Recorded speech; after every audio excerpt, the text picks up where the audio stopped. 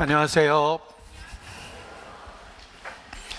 나 된 것은 다 하나님의 은혜라는 그런 가사가 반복되는 그런 찬양을 들려주셨습니다.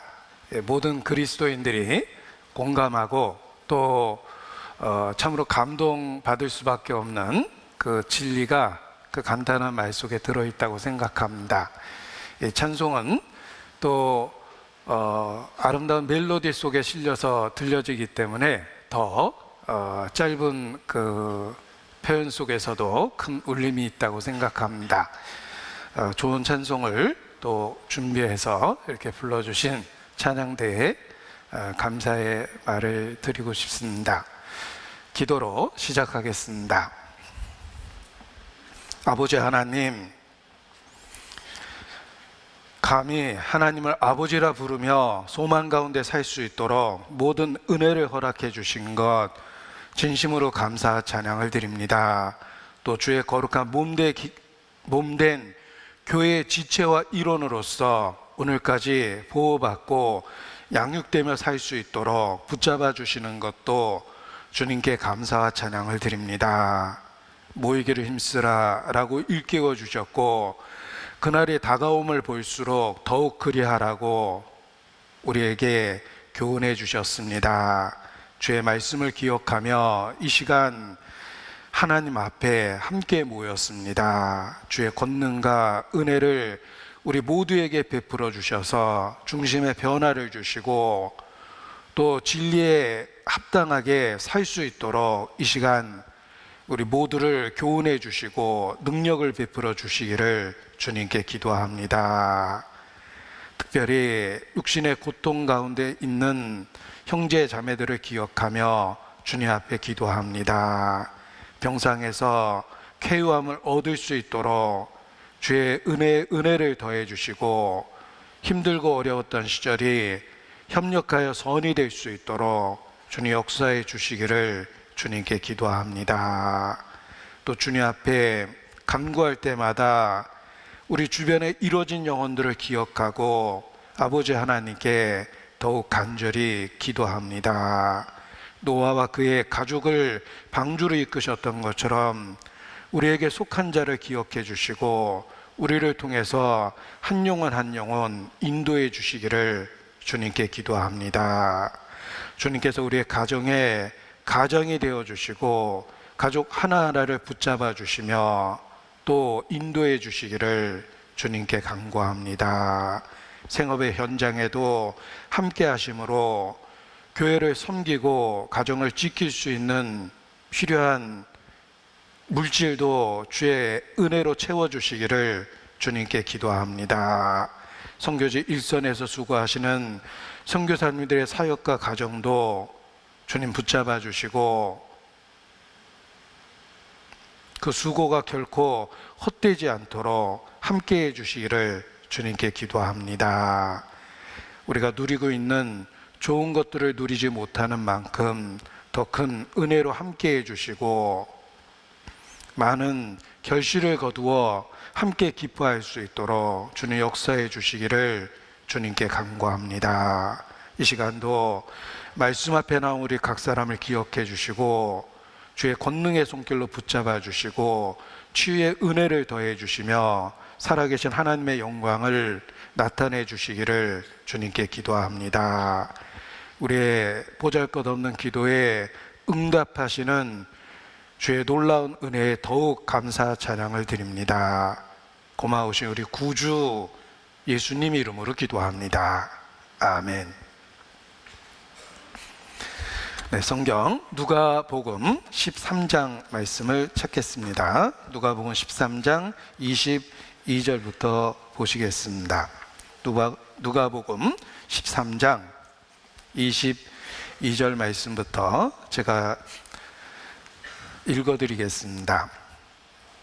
예수께서 각성 각촌으로 다니사 가르치시며 예루살렘으로 여행하시더니 혹이 여짜오되 주여 구원을 얻는 자가 적으니이까 저희에게 이르시되 24절은 함께 읽겠습니다. 좁은 문으로 들어가기를 힘쓰라. 내가 너에게 이르노니 들어가기를 구하여도 못하는 자가 많으니라. 모든 성경은 예수 그리스도를 증거합니다. 성경 66권 또 1189장 수없이 많은 사건과 이야기 또 많은 등장인물들이 있지만 그 모든 이야기는 한마디로 예수께서 그리스도이심을 우리에게 가르쳐 주려고 하나님께서 주신 말씀입니다. 예수 그리스도는 하나님의 창조의 근본이며 또 창조의 이유라고 이렇게 말할 수 있습니다.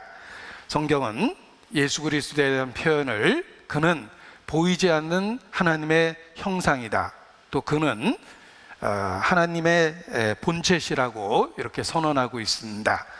예수님은 육체를 가지신 하나님 자신이십니다. 육체를 갖고 이 땅에 오신 그 하나님의 모습을 하나님의 독생자라는 독특한 표현으로 우리에게 가르쳐 주신 것입니다.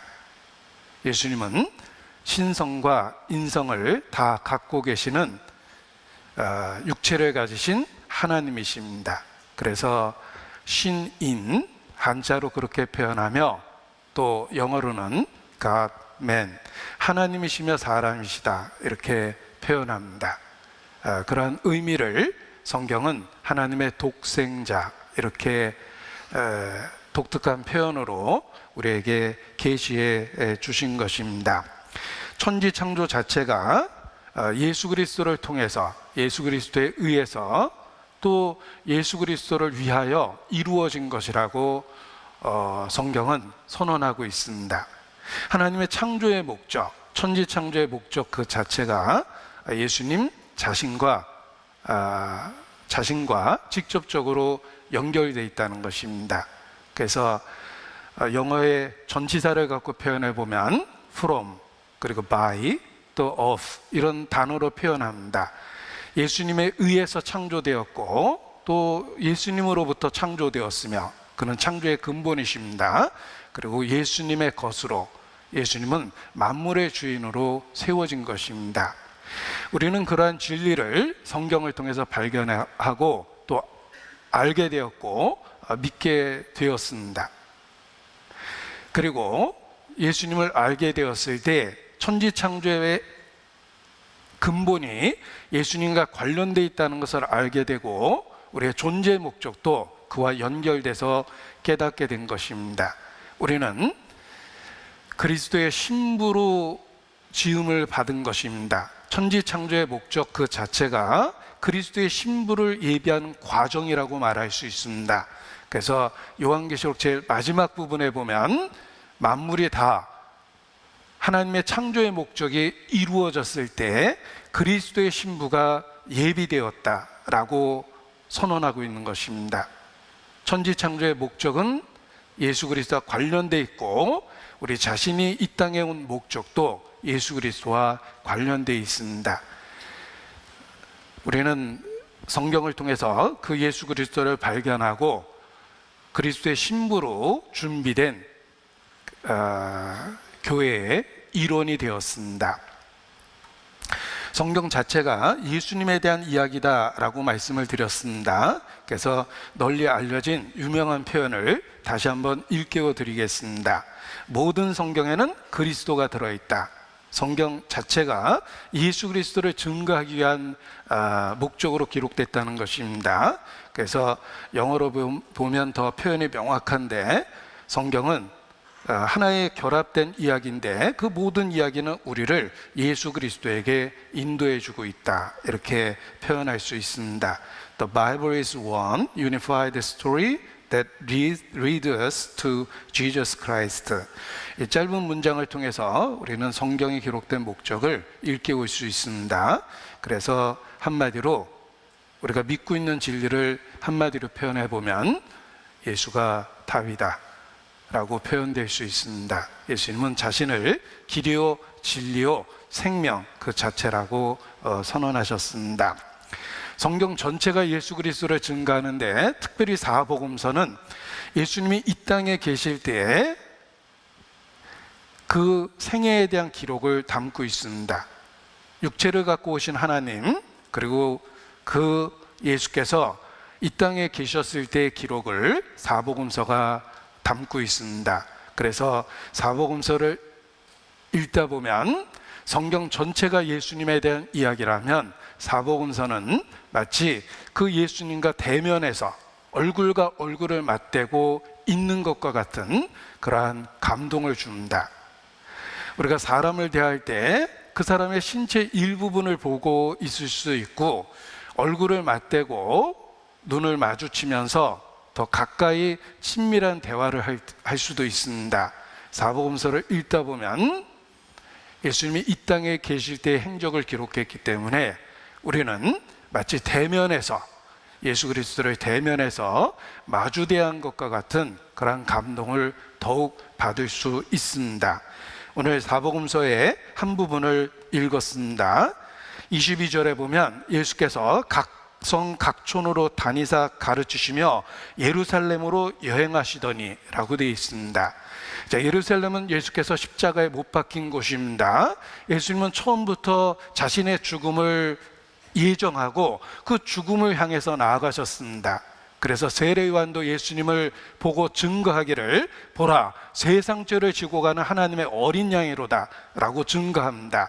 예수님은 처음부터 어린 양으로 한 마리 희생 제사처럼, 희생 제물처럼 속죄를 위해서 처음부터 죽음을 작정하시고 이 세상에 오셨습니다. 그래서 예수님의 생애 자체가 마치 예루살렘을 향하여 최종적 목적지를 향해서 가는 것과 같은 삶을 사셨던 것입니다. 예수께서 각성 각촌을 다니사 가르치시며 예루살렘으로 여행하셨습니다. 이 표현 속에 예수님의 생애를 볼 수 있습니다. 예수님은 예루살렘이라는 속죄 제사, 자신의 죽음을 향해서 나아가시며 그 과정 속에서 다니사 가르치셨습니다. 예수님의 생애 자체가 마치 그와 같다라고 이렇게 마음에 일깨울 수 있습니다. 이 여행하는 중에 한 사람이 예수님께 아주 중요한 질문을 합니다. 혹이 여짜오되. 제가 받은 성경의 여러 질문 중에 혹이 도대체 누굽니까? 성경에 자주 등장하는 사람인데 혹이 누굽니까? 이렇게 질문을 받은 적이 있습니다. 한자식의 표현을 해서 오해하신 것 같습니다. 어떤 사람이라는 의미입니다. 그래서 그 사람이 누군지는 모르지만 주변에 있었던 누군가가 질문을 한 것입니다. 혹이 여짜오되, 아주 중요한 질문을 했습니다. 주여, 구원을 얻는 자가 적으니까. 자, 누구든지 궁금하게 여길 수밖에 없는 아주 중요한 질문을 예수께 했습니다. 이 사람의 의문 그리고 질문 덕분에 우리는 아주 중요한 교훈을 들을 수 있게 된 것입니다. 이 사람이 아주 중요한 영적인 사실에 대한 의문을 갖고 있었고 그것을 용기를 내서 질문을 했기 때문에 우리는 아주 중요한 교훈을 함께 나눌 수 있게 된 것입니다. 영적인 사실에 대한 궁금함, 그 의문, 그리고 그것을 알아보고자 하는 질문, 이것이 우리에게도 중요합니다. 이 관심이 없으면, 무관심하면 아무런 의문이 생기지 않습니다. 예를 들면 지나가는 수없이 많은 사람에 대한 의문을 우리는 갖지는 않습니다. 그 사람이 누군지, 몇 살인지, 어디서 뭐 하는지 아무런 관심이 없습니다. 그런데 사랑하는 사람에 대해서는 많은 궁금함이 생깁니다. 우리가 영적인 것을 사모하게 되면 그 영적인 여러 사실들에 대한 의문을 갖게 되고 궁금하게 여기게 되며, 그리고 그것을 알고자 하는 마음이 생깁니다. 이것이 올바른 하나님 앞에 이렇게 마음가짐이요 태도라고 이렇게 말할 수 있습니다. 영적 사실에 대해서 얼마나 많은 의문을 갖고 계십니까? 성경은 인간이 하나님께 많은 질문을 하는 이야기를 담고 있습니다. 하나님은 우리의 궁금함을 축복해 주시고 그 질문을 통해서 놀라운 진리를 가르치십니다. 우리가 아마도 영적 진리를 제대로 깨닫지 못하는 것은 그 영적인 사실에 대해서 전혀 궁금해하지 않기 때문에, 혹 우리의 지식이 얕은 것은 아닌지 그렇게 반성할 수 있습니다. 영적인 것에 대한 의문을 갖는 것이 필요합니다. 궁금하게 생각하는 것이 마땅합니다. 우리가 알고 믿는다고 고백하는 예수 그리스도에 대해서 많이 궁금해해야 됩니다. 그래야만 놀라운 진리를 발견할 수 있게 됩니다. 누군가를 사랑하면 궁금한 것이 아주 많아집니다. 달 밝은 밤에 그대는 무슨 생각하시나요? 그대 생각하다 보면 모든 게 궁금해요. 찬송가 몇 장인지 궁금하실 텐데, 우리 국민 가수 이선희 씨도 모든 게 궁금해요. 누군가를 사랑하니까 모든 게 궁금하다 이렇게 표현했는데 공감되지 않습니까? 우리가 영원한 진리를 사모하고 예수 그리스도를 정말 따르다 보면 궁금한 게 많아집니다. 그 의문을 갖고 질문을 할 때 하나님은 놀라운 진리를 우리에게 알려주십니다. 아주 중요한 질문을 이 혹이 했습니다. 구원 얻는 자가 적으니까. 예수께서 그 질문을 통해서 놀라운 진리를 가르쳐 주십니다. 좁은 문으로 들어가기를 힘쓰라. 내가 너희에게 이르노니 들어가기를 구하여도 못하는 자가 많으니라. 이게 쭉 그 답변을 해주셨는데, 자, 질문은 간단했습니다. 구원을 얻는 자가 적으니까. 뭐 간단하게 대답할 수 있죠. 적다. 그리고 끝내셔도 됩니다. 그런데 예수님은 그렇게 단답식의 대답을 하지 않고 아주 포괄적으로 구원과 관련해서 중요한 진리를 가르쳐 주셨습니다. 우리의 의문보다 더 많은 답변을 해주신 것은 주님이 우리에 대한 사랑이 넘치기 때문에 그 질문을 계기로 해서 더 많은 것을 우리에게 가르쳐 주신 것입니다. 그래서 예수님은 간단하게 대답하지 않고 구원과 관련해서 아주 포괄적인 그런 중요한 내용을 가르쳐 주셨습니다. 좁은 문으로 들어가기를 힘쓰라. 내가 너에게 이르노니 들어가기를 구하여도 못하는 자가 많으니라. 들어가기를 구하면 다 들어갈 수 있다라고 얘기하신 것이 아니라 경고하셨습니다. 들어가기를 구하여도 못하는 자가 많다라고 경고하셨습니다.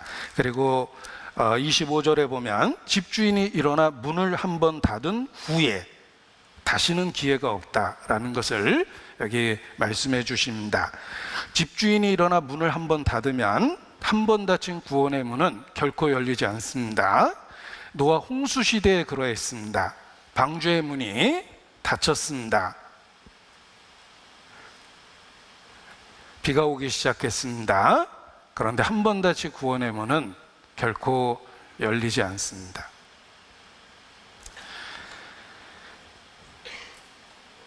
구원과 관련하여 기회가 늘 있는 것은 결코 아니다라는 것입니다. 내가 원하면 언제든지 구원받을 수 있다고 생각하는 것은 인간의 또 다른 교만이요 착각입니다. 구원의 문은 항상 열려있는 것이 아닙니다. 보라, 지금은 은혜 받을 만한 때여, 보라, 지금은 구원의 날이로다. 지금이라고 일컬어지는 특별한 시기가 있습니다. 하나님의 말씀을 듣는 그때가 그 지금이라고 표현된 아주 특별한 시기입니다. 우리가 사람이 좋아하는 금이 세 가지가 있다고 그러는데, 생명활동에 필요한 소금, 그리고 가치 있는 황금, 그리고 무엇보다 중요한 금은 지금이다. 뭐 이런 그 말장난 같지만 아주 교훈이 되는 표현도 있습니다. 구원의 문은 항상 열려 있는 게 아닙니다. 열려 있을 때가 있고 닫히는 때가 있다라는 것입니다. 찬송의 가사입니다. 구원의 문 열렸으니 주의 공로 힘입어 주저 말고 들어가서 생명길로 갑시다. 구원의 문 닫힌 후에 들어가고 싶구나. 한 번 닫힌 구원의 문 또 열려지지 않으리. 구원으로 인도하는 문은 열려 있을 때가 있고 닫히는 때가 있다는 걸 기억하셔야 됩니다. 많은 사람들이 지옥으로 뚝 떨어지는 이유는 진리를 부인해서가 아닙니다. 받아들이고 인정하고 공감하고 때로 감동도 받지만 다음에 믿겠다, 언젠가 믿겠다, 차차로 믿겠다, 이런 일만 해결되면 그 후에 믿겠다라는 이런저런 핑계로 많은 사람들이 지옥으로 뚝 떨어지는 것입니다. 기회가 항상 있는 것은 결코 아니다라는 것을 아셔야 됩니다. 보라, 내가 그들에게 회개할 기회를 주었으나 그들이 그 음행을 회개하지 아니하는도다. 요한계시록에도 하나님이 기회를 주셨을 때가 있다라고, 그 특별한 은혜의 시기가 있다라고 일깨워 주셨습니다. 그래서 마치 자신이 언제든지 마음만 먹으면 구원받을 수 있는 것처럼 생각하는 것은 결정적으로 이루어지는 이유가 될 것입니다. 아모스 8장에 보면 경고하셨습니다. 내가 날이 이를지라 내가 기근을 땅에 보내리니 양식이 없어 주림이 아니요 물이 없어 가람이 아니라 사람이 하나님의 말씀을 듣지 못한 기갈이라. 영적인 기근, 기갈이 시작될 거라고 경고하셨습니다. 요새의 꿈 이야기에도 나옵니다. 7년 동안 풍년이 있었습니다. 풍요로움이 있었습니다. 은혜 시대입니다. 그리고 이어서 7년의 흉년이 시작됐습니다. 7년 환란이 있습니다. 구원의 문이 열렸을 때가 있고 구원의 문이 닫혔을 때가 있다는 것입니다. 따라서 기회가 주어졌을 때 구원의 문으로 들어가는 것이 중요합니다. 기회를 놓치는 사람이 많이 있기 때문에 그렇습니다. 들어가기를 구하여도 못하는 자가 많다. 그 기회를 놓치는 사람이 많이 있습니다. 그리고 나름대로 구원의 문을 두드리지만 잘못된 방법으로 믿다가 이뤄지는 사람이 많이 있을 거라는 걸 경고하셨습니다. 여기 쫓겨나는 사람들을 보면 안 믿던 사람들이구나 이렇게 생각하면 안 됩니다. 그들은 나름대로 믿는다고 생각했습니다. 그들이 쫓겨났을 때 울부짖는 이야기를 들어보십시오. 우리가 주 앞에서 먹고 마시고 주는 우리 길거리에서 가르치셨나이다.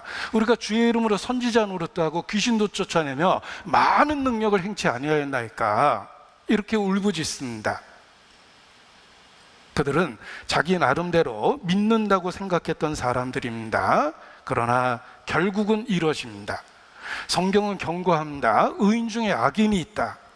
곡식 중에 가라지가 있고 좋은 물고기 가운데 나쁜 물고기가 있고 양 속에 염소가 섞여 있고 의인 중에 악인이 들어있다고 경고하고 있습니다. 들어가기를 구하여도 못하는 자가 많이 있느니라. 이 잘못된 상태에 있다가 이루어지는 사람이 많이 있다는 것입니다. 참 불행하고 슬픈 것은 쫓겨나는 그 순간까지 자기가 쫓겨날 거라고는 전혀 생각지 못했던 사람들입니다. 그럴 리가 없다는 거죠.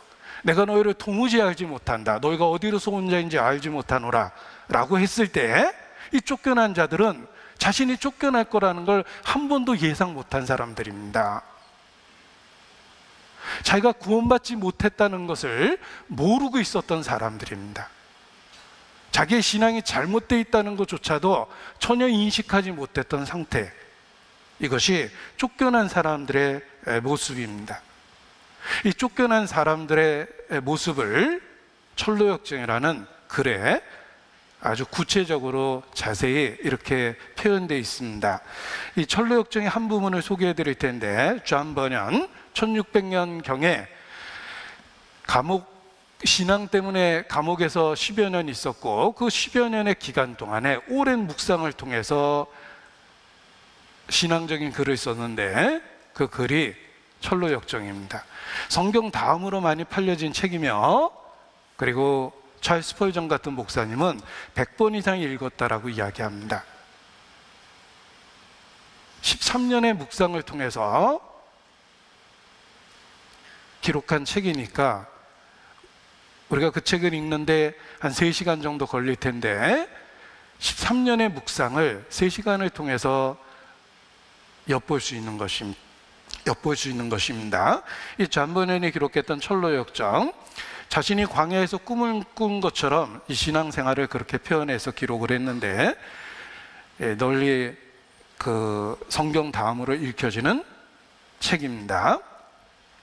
이 한 사람이 멸망의 도시에서 출발해서 신앙생활을 시작하는데, 이 멸망의 도시에서 살 때에는 그의 이름이 은혜 없음, 그레이스리스입니다. 은혜 없음, 하나님의 은혜를 모르고 받지 못한 사람이었는데, 그가 신앙생활을 시작하면서 크리스찬이라고 불리우기 시작합니다. 그리고 조부문을 통해서 구원을 받게 되며 여러 신앙 과정을 거쳐서 천국에 가는 모습, 그 모습을 우화처럼 이렇게 표현한 것입니다. 이 철로역정 전체적인 이야기 속에 무지라는 사람과 많은 대화를 합니다. 이 무지가 결국 천국문 앞에서 이뤄지는 사람의 모습입니다. 그의 이름은 무지입니다. 이 무지가 죽음의 강을 건너는 모습이 있는데, 무지가 죽음이라는 강을 건너고 있었다. 그도 결국은 인생의 최종적 목적지에 도착합니다. 이 죽음의 강을 건너는데, 크리스찬은 물결 속에서 공포를 느끼며 소망의 위로를 받고 간신히 죽음의 강을 건너는데, 놀랍게도 무지는 편안하게 배를 타고 건넙니다. 너무 부러웠어요. 저 사람은 왜 배 타고 저렇게 편하게 건넙니까? 그 벳사공의 이름이 충격적입니다.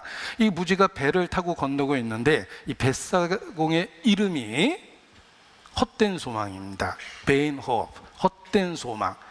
그러니까 자신은 죽으면 천국 갈 거라는 그런 근거 없는 확신을 갖고, 헛된 소망을 갖고 죽음의 강을 잘 건너고 있는 것입니다. vain hope, 헛된 소망. 이 죽음의 강을 건널 수 있도록 배를 타고 편안하게 건너게 해줍니다.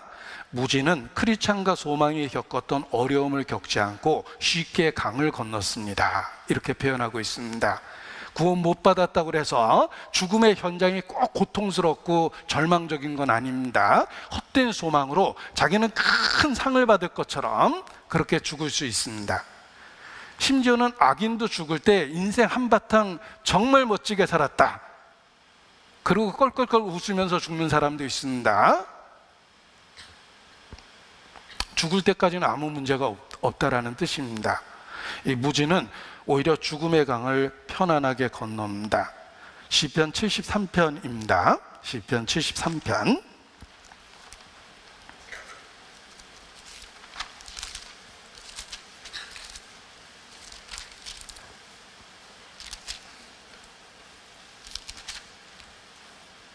(4절입니다) 저희는 죽는 때에도 고통이 없고 그 힘이 건강하며 타인과 같은 고난이 없고 타인과 같은 재앙도 없나니, 그러므로 교만이 저의 목걸이요 강포가 저의 입는 옷이며 살찜으로 저의 눈이 솟아나며 저희의 소득은 마음의 소원보다 진하며 저희는 능욕하며 악하게 압자하여 말하며 거만히 말하며 저희의 입은 하늘에 두고 저희의 혀는 땅에 두루 다니도다. 12절 볼지어다 이들은 악인이라. 항상 평안하고 재물은 더하도다. 악인이 항상 평안하고 재물이 더하며 죽는 때에도 고통이 없고 타인과 같은 재앙도 없고 살찜으로 눈이 솟아나고 악하게 말하고, 잘 먹고 잘 사는 악인의 모습을 표현했는데 심지어는 죽는 때에도 편안하게 죽는다는 것입니다. 우리가 이런저런 상황 속에서 죽음을 맞이하는데 큰 통증 속에서 죽을 수 있습니다. 얼마나 많은 그리스도인들이 순교의 현장에서 고통 속에서 죽어갔습니까? 그들의 신앙이 가장 그 시험받는 그 순간에 그들은 소망을 붙잡으며 그 고통을 견디면서 죽었습니다. 그리고 천국에 들어갔습니다. 그러나 오히려 악인은 죽는 순간까지 편안할 수 있다는 것입니다. 문제는 그 이유입니다.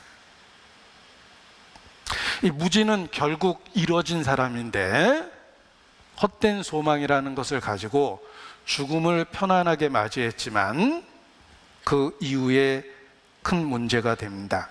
왜냐하면 하나님 앞에 쫓겨나게 되기 때문에 그렇습니다. 자, 이게 철로 역정의 한 장면을 원문을 하나 읽어드리겠습니다. 무지가 들어가지 못하다. 내가 꿈속에서 이런 일들을 보고 고개를 돌리니 무지가 강까지 와 있는 게 보였다. 그는 앞에서 두 사람이 겪었던 것의 절반 정도의 어려움도 없이 곧 건넜는데 그것은 허망이라는 한 뱃사공이 그를 자기 배에 태워주었기 때문이다. 나는 그가 언덕을 오르는 것을 보았으나 그는 홀로였으며 마중 나온 천사가 없었죠. 문에서는 아무도 그를 맞아주지 않았다. 그는 문 위에 있는 글귀를 읽고는 노크하기 시작했다. 그때 나는 문 안에서 묻는 소리를 들었다. 누구십니까? 어디서 오셨는지요? 무엇 때문에 왔습니까? 무지가 대답했다. 주여, 저는 당신과 함께 먹고 마셨던 사람입니다. 당신께서 우리 거리에서 가르치셨지요. 누가복음 13장에 있는 말씀 그대로입니다. 문지기가 안에서 그에게 증서를 요구하자 그는 아무 말도 없었다. 증서가 없습니까? 무지는 대답이 없었다. 자, 이게 무지의 모습입니다. 이 천국문 앞에서 두들기니까 안에서 물어봅니다. 그렇다면 왕에게 보여드릴 증명서를 보여주십시오. 당신이 좁은 문을 통해 들어왔을 때 받았던 그 증명서를 보여주십시오 라고 이야기합니다. 그러나 그는 증명서가 없었습니다. 결국은 쫓겨나게 됩니다. 이게 문 열어달라고 무지가 천국문 앞에서 소리치는데 증명서? 그런 거 없습니다. 그러니까 결국은 수족을 결박하여 지옥으로 던져버립니다. 그래서 지옥의 문은 천국문 바로 옆에도 있다, 이렇게 경고하고 있습니다. 그는 이뤄지는 그 순간까지 자기가 이뤄질 거라는 것을 전혀 상상도 못했습니다. 그는 근거 없는 구원의 확신을 갖고 있었습니다. 그는 교만했고 자기중심적이었습니다. 이 철로 역정을 읽다 보면 기독교가 무지와 대화하고 무지와 관계된 이야기를 참 많이 합니다. 많은 페이지에 등장하는 인물입니다. 그러나 결국은 그는 이뤄집니다. 철로 역정 안에 왜 무지와 대화하는 내용이 그렇게 많을까? 왜냐하면 존 버년이 살았던 그 시대에도 무지 같은 상태, 명목상의 기독교인, 거듭나지 못한 기독교인들이 많이 있었기 때문에 그들의 영적 상태를 일깨워주고 싶어서 존 버년도 많은 페이지에 무지에 대한 이야기를 남겼던 것입니다. 한 번 등장하고 사라지는 등장인물도 있지만 이 무지는 철로 역정 곳곳에 여러 번 나타납니다. 그리고 기독교와 대화를 합니다. 그리고 더 대화하고 싶었지만 그가 분노 상태가 될까봐 생각할 기회를 줍시다, 이런 말로 대화를 또 미루고, 또 여행하다 또 무지를 만나게 되니까 또 대화를 나누고, 이런 장면이 반복됩니다. 이것은 존 버년의 경험 속에서 있었던 이야기입니다. 존 버년이 살았던 그 시대에 명목상의 기독교인이 많았습니다. 단지 교리만을 붙들고 실제 구원에 대한 확신과 체험이 없이 지내는 사람이 많이 있었습니다. 그들의 영적 상태를 무지라는 인물을 통해서 계속해서 묘사한 것입니다. 그는 자기의 영적 상태에 대해서 전혀 깨닫지 못하고 있었습니다. 에레미야 시대의 사람들도 그랬습니다. 그들은 근거 없는 자신감에 가득 찼고 하나님의 대적자가 됐습니다. 그래서 결국은 바벨론에 의해서 나라가 망해버린 것입니다. 망하는 그 순간까지 그들은 자신들이 하나님의 백성이라는 자부심이 가득했습니다. 또 다른 무지의 모습입니다. 에레미야 7장을 보시겠습니다. 에레미야 7장입니다.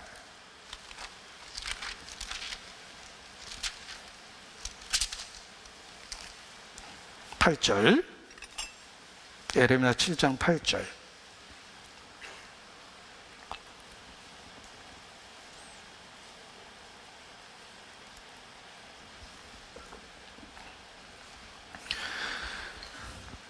너희가 무익한 거짓말을 의뢰하는도다.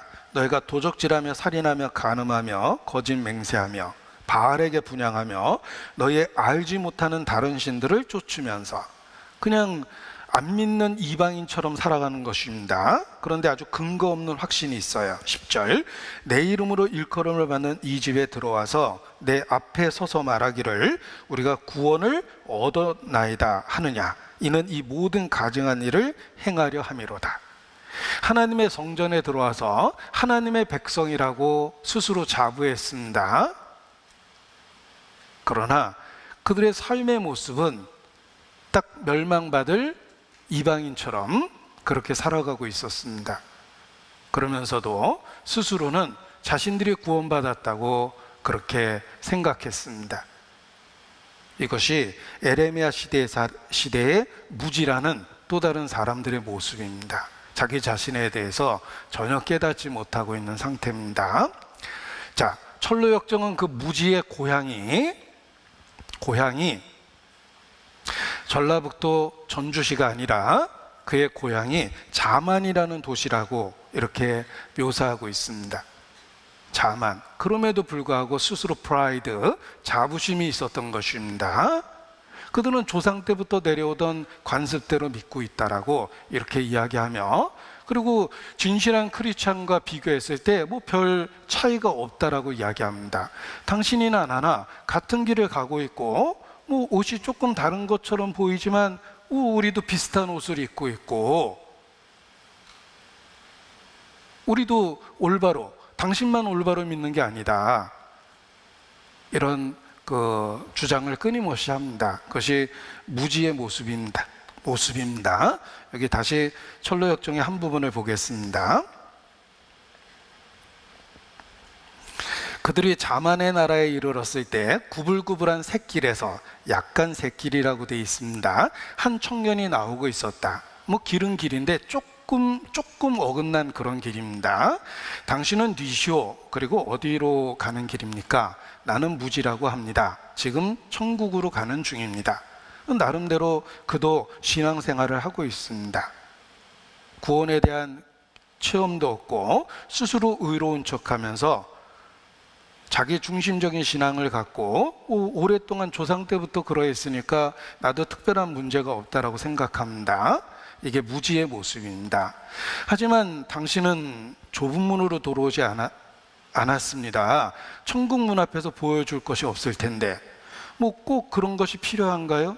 거듭남의 필요성을 전혀 모릅니다. 나는 착하게 살고 있고 금식도 하고 11조도 하고 꼬박꼬박 교회 생활 다 하고 있습니다. 당신이나 나나 가는 길이 똑같은 길인 것 같은데, 많은 대화를 하지만 이 무지가 돌이키지 않습니다. 이 무지의 모습이 사실 우리의 태생적인 본성의 모습입니다. 무지의 모습은 태생적인 우리 본성의 모습입니다. 나에게 이 무지라는 그런 면은 없다라고 생각하면 자기를 속이는 겁니다. 우리의 본성은 철저하게 이 무지 상태입니다. 예수께서 제자들을 보시며 너희 중 하나가 나를 팔리라, 충격적인 이야기를 하셨습니다. 그때 제자들은 난 절대 아니야 이렇게 생각하지 않았습니다. 불안하고 두려워졌습니다. 주여, 내니까. 돌아가면서 한마디씩 다 그렇게 했습니다. 우리는 태생적으로 똑같은 죄성이 있습니다. 우리의 본성과 죄성 속에 무지의 태도와 상태가 그대로 있다는 것입니다. 혹 주여 내니까.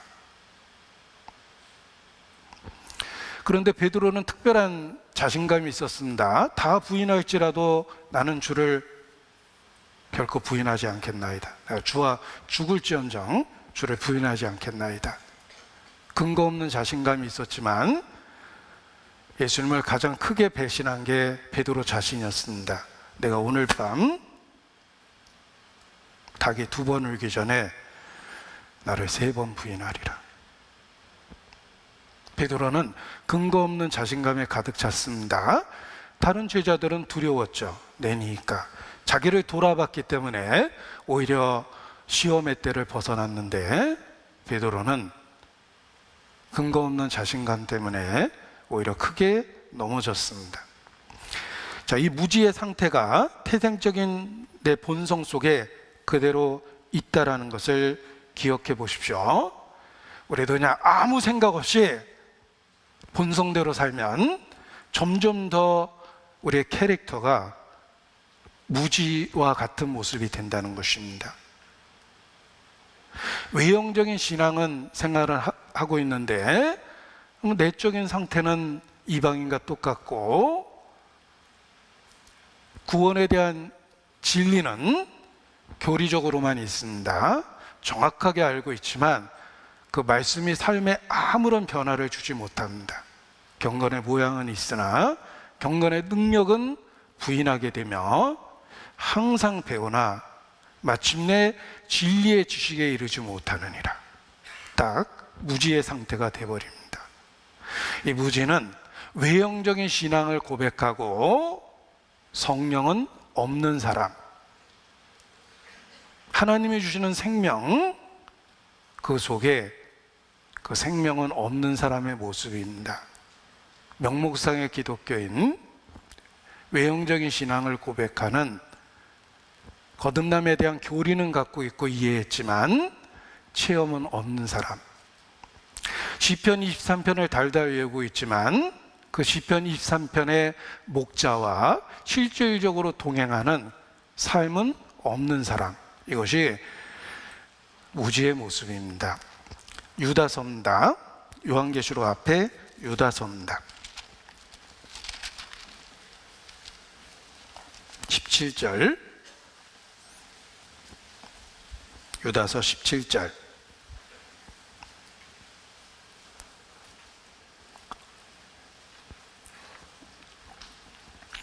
사랑하는 자들아, 너희는 우리 주 예수 그리스도의 사도들의 미리 한 말을 기억하라. 그들이 너희에게 말하기를 마지막 때에 자기의 경건치 않은 정욕대로 행하며 기롱하는 자들이 있으리라 하였나니, 이 사람들은 당을 짓는 자며 육에 속한 자며 성령은 없는 자니라. 이 사람들은 당을 짓는 자며 육에 속한 자며 성령은 없는 자니라. 자, 10절에 보면 이 사람들은 다시 설명이 되어 있습니다. 무엇이든지 알지 못하는 것을 회방하는도다. 또 저희는 이성 없는 짐승같이 본능으로 아는 그것으로 멸망하느니라.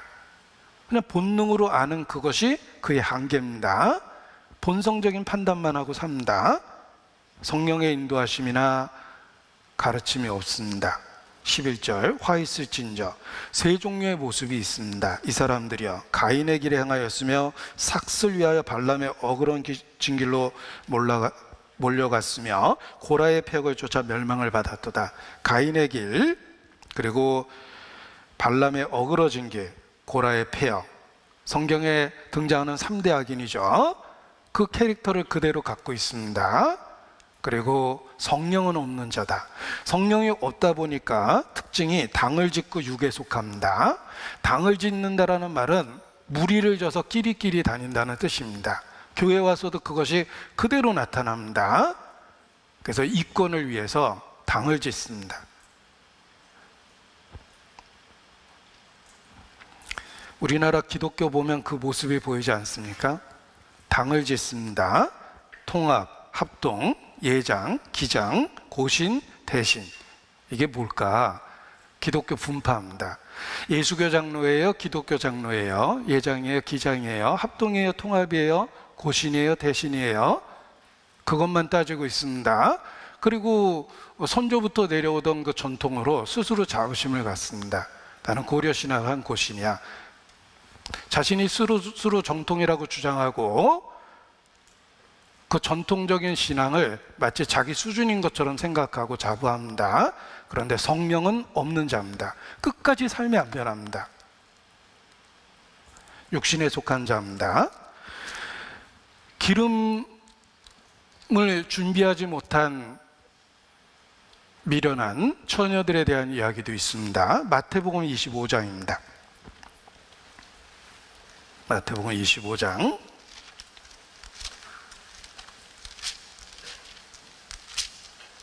1절입니다. 그때 천국은 마치 등을 들고 신랑을 맞으러 나간 10처녀와 같다 하리니 그 중에 5은 미련하고 5은 슬기 있는지라. 자, 이 모두 다 신랑을 기다립니다. 그런데 슬기 있는 자는 등과 기름을 같이 가지고 있었고, 미련한 자는 3절에 보면 미련한 자는 등을 가지되 기름을 가지지 아니하였습니다. 신앙의 외형은 있습니다. 정확한 교리 속에 있습니다. 그런데 등은 가졌는데 기름은 없다. 성령의 내재죠. 성령의 내주하신 거듭난 체험은 없습니다. 거듭난 것에 대한 교리는 아마 알고 있었을 거예요. 그런데 실질적인 체험이 없습니다. 이것이 철저한 무지의 상태며 본성적인 우리의 모습이기도 합니다. 이 거듭남과 관련해서 요한에슬레에 대한 이야기를 좀 드려보겠습니다. 여기 요한에슬레입니다. 자, 무지는 명목상의 기독교인이며 성령은 없는 자, 그의 모습이며 자기가 구원받지 못했다는 걸 전혀 모르고 있는 사람이다.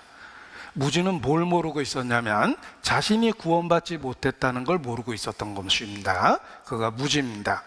자, 요한에슬레의 이야기를 드리고자 합니다. 요한에슬레는 감리교의 창시자입니다. 1738년 5월 24일 거듭났다고 이야기합니다. 그의 가르침은 거듭나야 된다는 것입니다. 그래서 감리교 창립 예배일이 5월 24일입니다.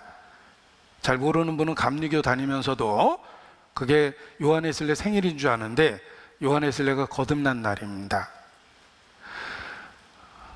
양화진에 가니까 선교사님들의 무덤이 있었는데 그중에 감리교 선교사님들의 무덤이 특별했습니다. 그들은 몇 년도에 죽었는지를 어떻게 표현했냐면 요한에슬레 회심 몇 주년 이렇게 썼어요. 그들은 자신의 죽음의 그 날짜조차도 요한에슬레 회심과 관련해서 날짜를 계산했던 겁니다. 2023년이 요한에슬레 회심 285주년입니다. 올해가 요한에슬레가 회심한 지 285주년입니다. 요한에슬레는 1738년 5월 24일 올더스게이트가에 있는 그곳에서 모라비안 교도의 설교를 들으면서 비로소 거듭났습니다. 이론적으로 알았던 그 예수 그리스도에 대한 믿음을 정말 갖게 됐어요. 그래서 여기 요한에슬레가 거듭날 때의 모습을 그냥 그림으로 그린 것입니다. 보세요. 특별한 날이 됐어요. 요한에슬레가 1738년 5월 24일 거듭났습니다.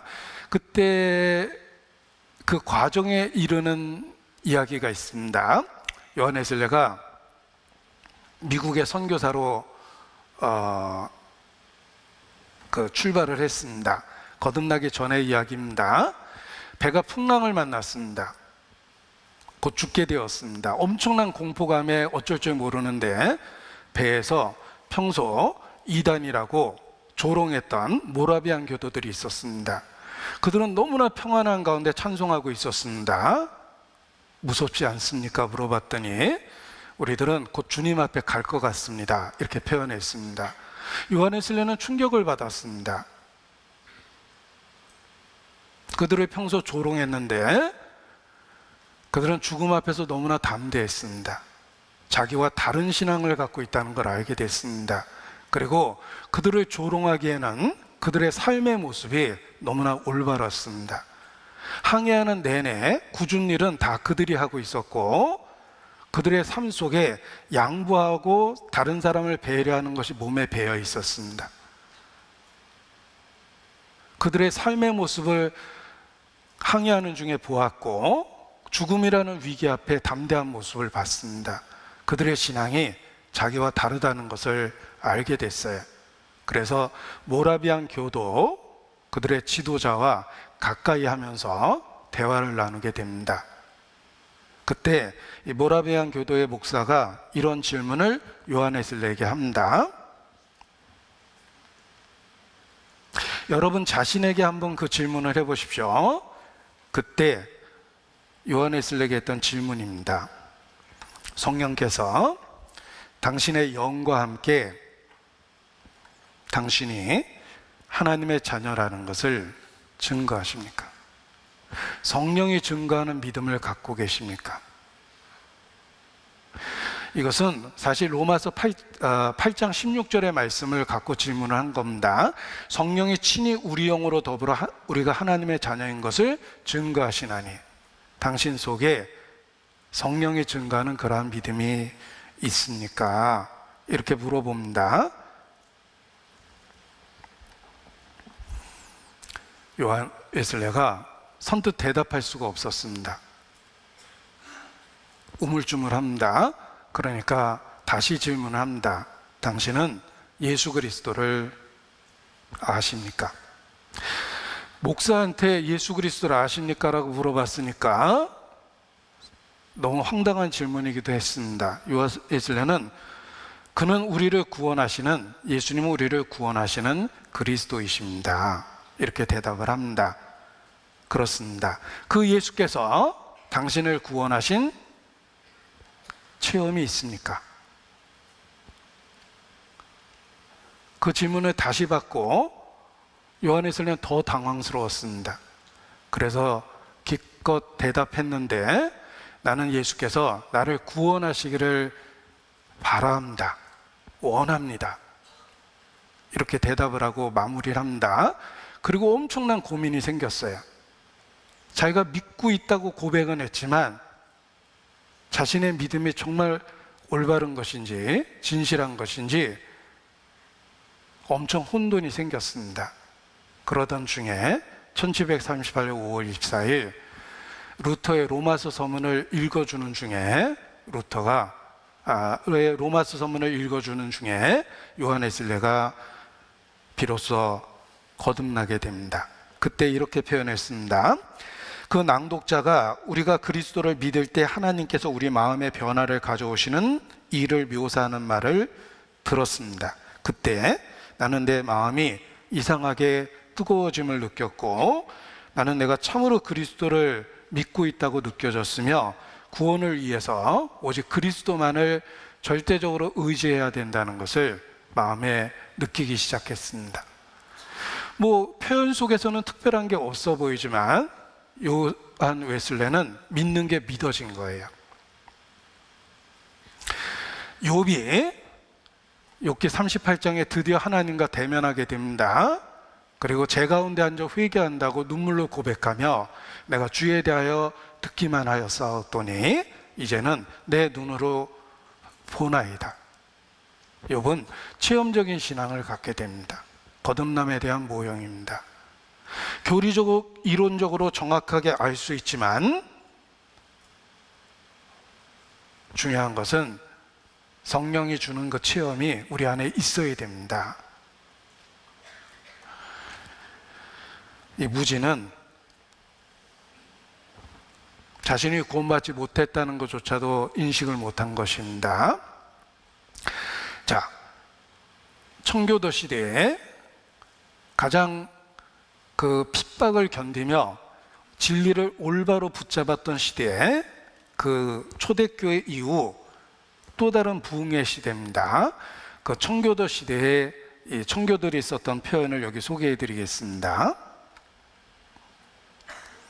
청교도들은 교회에 형식주의자와 위선자가 생기지 않도록 한 사람을 교회 일원으로 받아줄 때 그 심령에 성령께서 일하시는 증거를 철저히 살피고 비로소 받아주었다. 그들은 쉽게 받아주지 않았다는 겁니다.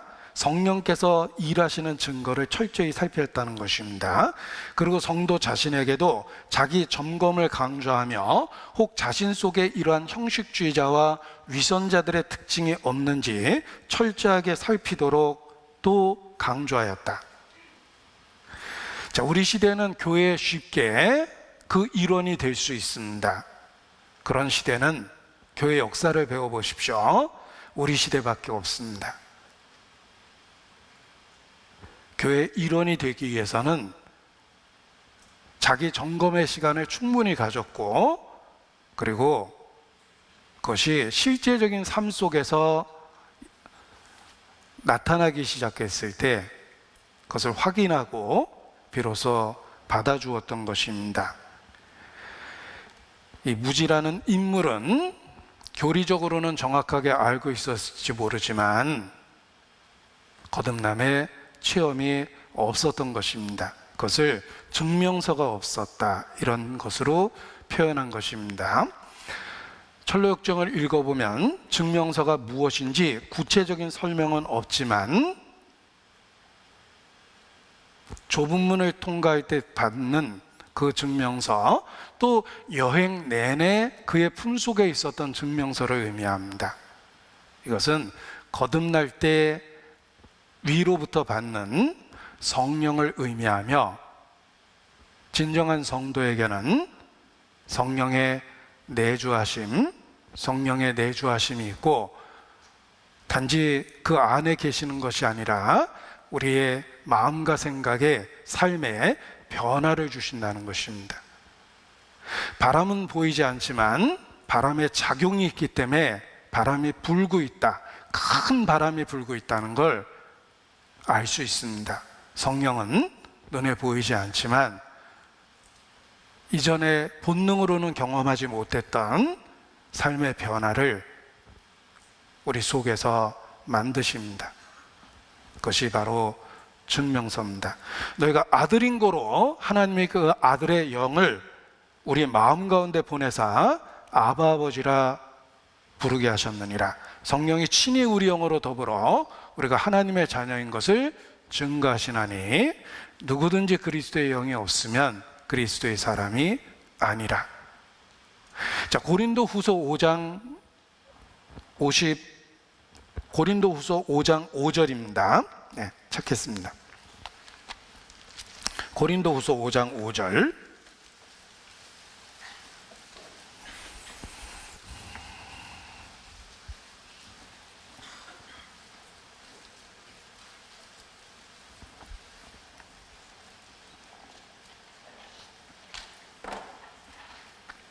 같이 읽죠. 곧 이것을 우리에게 이루게 하시고 보증으로 성령을 우리에게 주신 이는 하나님이시니라. 보증으로 성령을 우리에게 주셨다.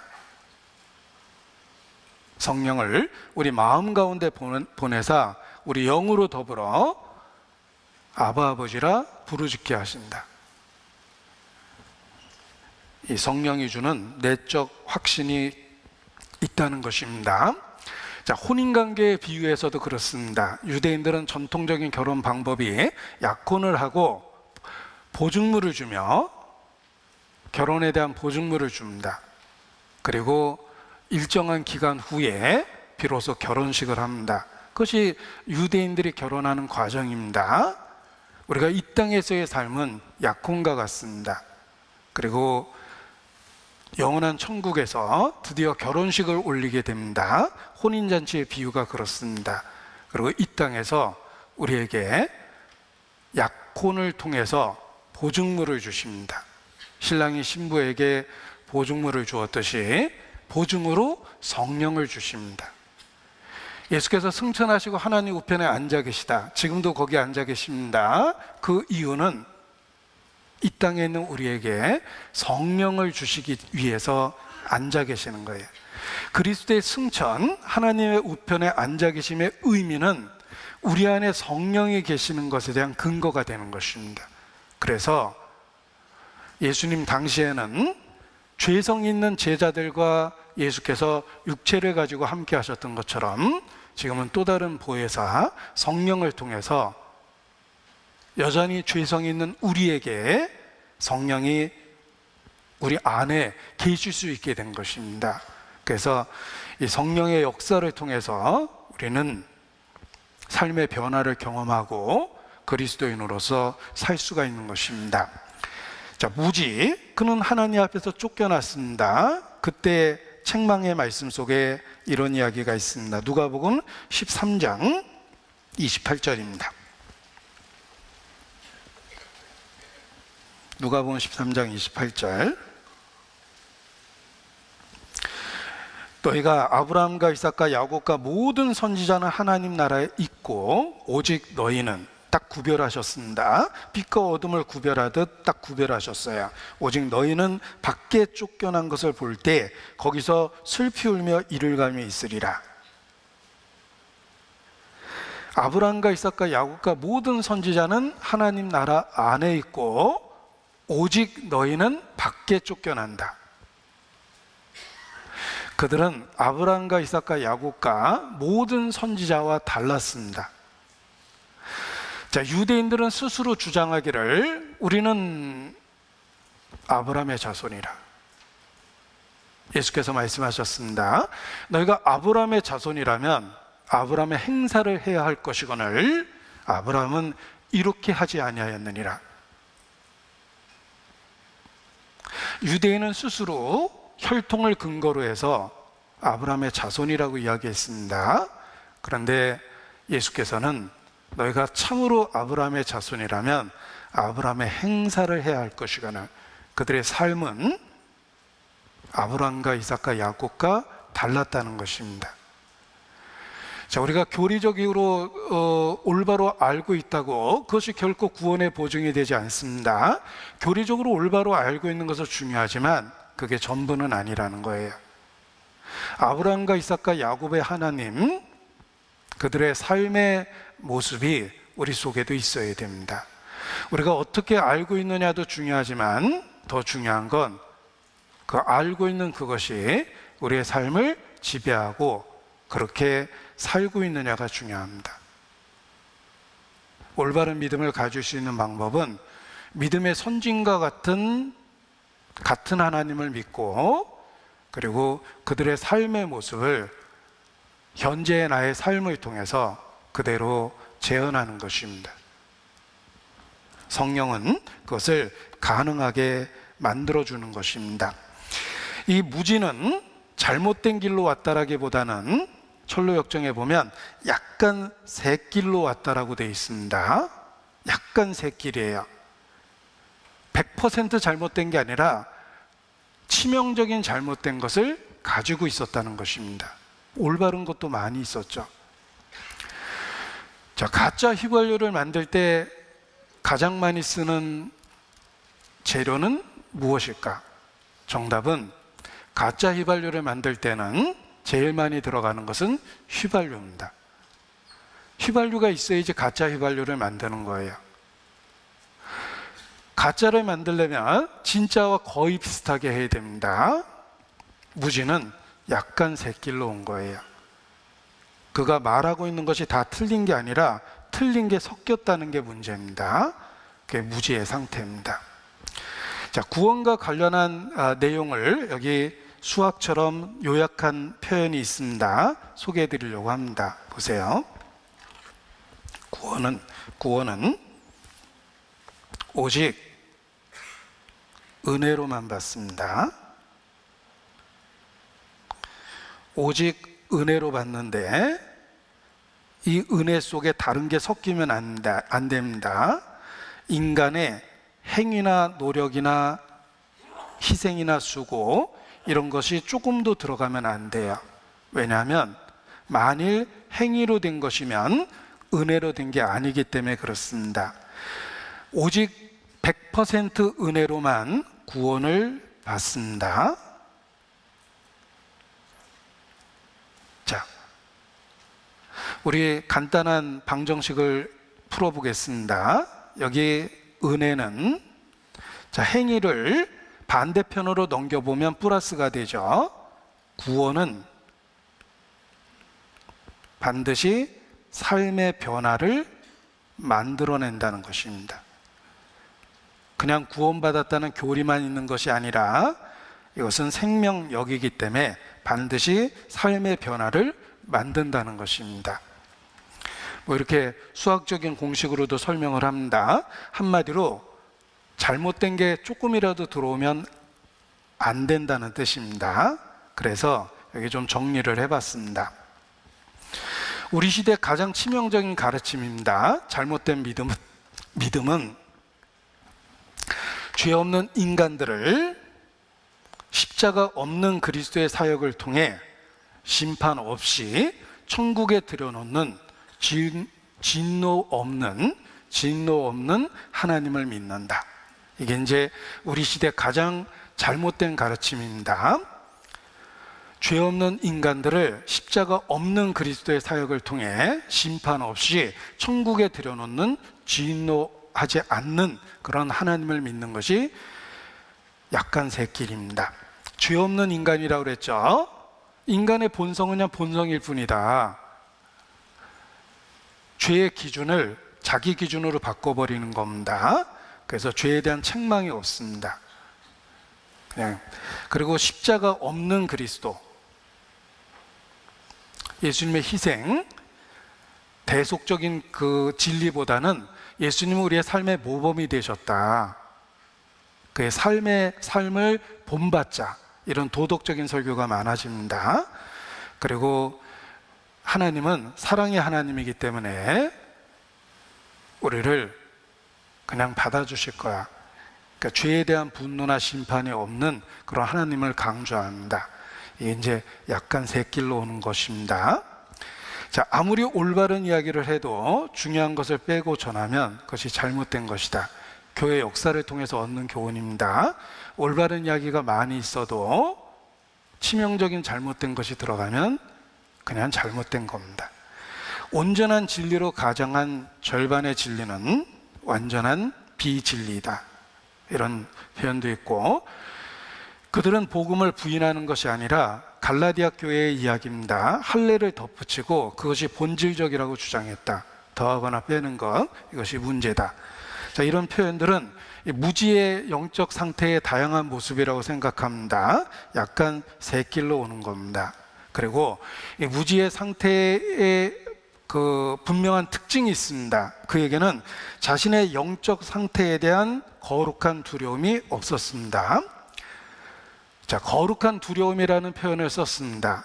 우리가 하나님을 경외한다라는 한자식의 표현을 써보면 경외라는 말이 일상생활에서 안 쓰기 때문에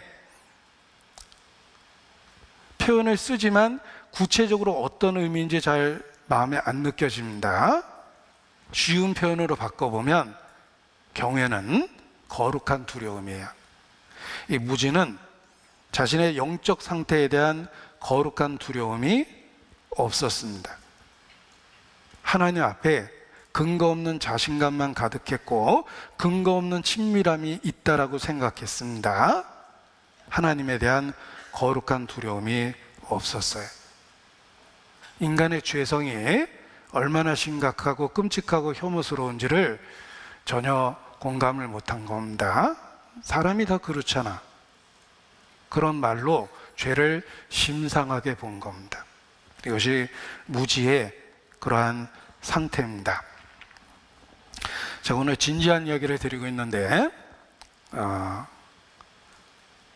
조금 쉬어가도록 하겠습니다. 직업별 싫어하는 사람들이 있습니다. 의사는 앓느니 죽겠다는 사람, 이런 사람 싫어하고, 치과 있으면 이가 없으면 잇몸으로 지내겠다는 사람 싫어합니다. 산부인과 의사는 무자식이 상팔자라고 주장하는 사람 싫어하고, 성형외과 의사는 난 생긴 대로 살까 이런 사람 싫어합니다. 이비인후과 의사는 귀머거리 3년 벙어리 3년으로 지내겠다는 사람 싫어합니다. 내과 의사는 속 없는 사람을 싫어하고, 외과 의사는 쓸개 빠진 사람을 싫어하고, 한의사는 밥이 보약이라고 이야기하는 사람 싫어합니다. 목사는 죄 없다고 빡빡 우기는 사람 싫어합니다. 예. 하나님에 대한 거룩한 두려움이 있어야지 죄와 죄성이 얼마나 심각한지를 깨닫게 됩니다. 실질적으로 범죄에서 죄를 깨닫는 것은 우리의 인생을 망가뜨립니다. 죄는 꼭 범죄해봐야지 죄인이라는 걸 아는 게 아니에요. 죄에 대한 가능성이 있다는 걸 깨달으면서 죄성을 깨닫는 것입니다. 살인하고 살인이 큰 죄라는 것을 비로소 깨닫는 건 어리석은 겁니다. 우리 속에 살이가 가득하다는 것을 발견하고 죄를 깨달아야 돼요. 간음하고 죄를 깨달으면 가정이 깨집니다. 내가 유혹을 받을 수 있다는 가능성을 보고 죄를 깨닫는 거예요. 이 철로역정에 믿음이라는 인물이 나오는데 그의 고백 속에 그런 고백이 있습니다. 여기 철로역정에 믿음이라는 그 기독교의 친구가 나오죠. 그 믿음의 고백 중에 이런 내용이 있습니다. 자, 철로역정에서 믿음은 방탕한 여자에게 유혹을 당하는 경험을 통해서 죄의 각성을 경험하고 죄를 부끄러워하게 됩니다. 실질적으로 죄를 지은 게 아니라 자신이 유혹받을 수 있다는 걸 보면서 죄성을 깨달은 거예요. 자, 내가 실질적으로 범죄한 것만을 갖고 죄를 깨달으려고 그러면 난 전과 없이 살았습니다. 대한민국 법으로도 입증돼요. 그런데 죄를 지을 수 있는 가능성이 있다는 걸 아십니까? 특별한 사람이 범죄하는 것이 아니라 똑같은 죄의 동기가 우리 속에 있다는 것입니다. 음란, 미움, 시기, 질투, 분노, 강포, 성경에 말하는 모든 죄의 가능성이 내 속에 있습니다. 그리고 환경만 주어지고 상황이 주어지면 나도 쉽게 범죄할 수 있다는 것을 알게 됩니다. 우리는 죄를 지을 수 있는 성향, 죄성이 있다는 것을 발견하면서 하나님 앞에 거룩한 두려움을 갖게 됩니다. 그 거룩한 두려움이 있어야 됩니다. 여기 보십시오. 죄에 대한 거룩한 두려움이 있어야 된다. 이 내용을 좀 말씀드리고 싶습니다. 고린도후서 7장에 있는 말씀을 제가 화면을 통해서 인용했습니다. 그러므로 내가 편지로 너희를 근심하게 한 것을 후회하였으나 지금은 후회하지 아니함은 그 편지가 너희로 잠시만 근심하게 한 줄 알미라. 고린도 전설을 통해서 그들의 죄를 조목조목 지적하고 책망했습니다. 내가 지금 기뻐함은 너희로 근심하게 한 까닭이 아니요 도리어 너희가 근심함으로 회개함에 이른 까닭이라. 너희가 하나님 뜻대로 근심하게 된 것은 우리에게서 아무 해도 받지 않게 하려 함이라.